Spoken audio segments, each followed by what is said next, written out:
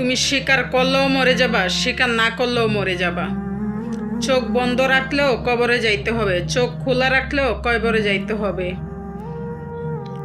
রাজপ্রাসাদের মানুষটাও মরে যাবে, কুড়ের ঘরের মানুষটাও মরে যাবে। সুখের খাবার যার মুখে সেও মরে যাবে, ভিক্ষের তালা যার হাতে সেও মরে যাবে। সবাই একদিন মরে যাবে, যেটা নিশ্চিত অবিরাজ্য বাস্তবতা।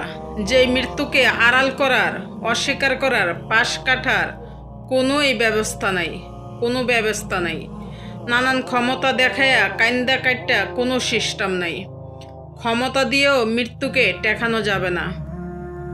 যত কিছুই করি মৃত্যুকে টেকানো যাবে না।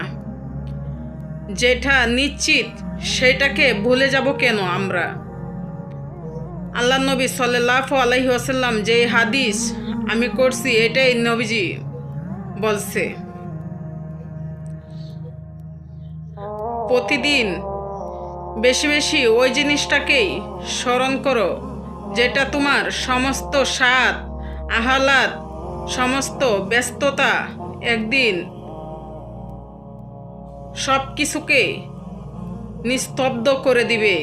সেটার নাম হচ্ছে মৃত্যু। মৃত্যু সব কিছুই বন্ধ করে দিবে। তোমার চোখের দৃষ্টি, তোমার নাক, তোমার কানের, তোমার জবানের উচ্চারণ, তোমার জিহ্বার স্বাদ, তোমার হাতের লড়াচড়া, তোমার ব্যস্ততার এই জিন্দেগি সব কিছুই নিস্তব্ধ করে দিবে। তাহলে কিসের এত বাহাদুরি, কিসের এত অহংকার?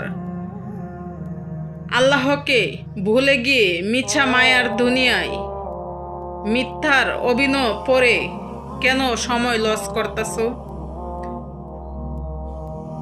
নামে মুসলমান, কাজে কিছুই না।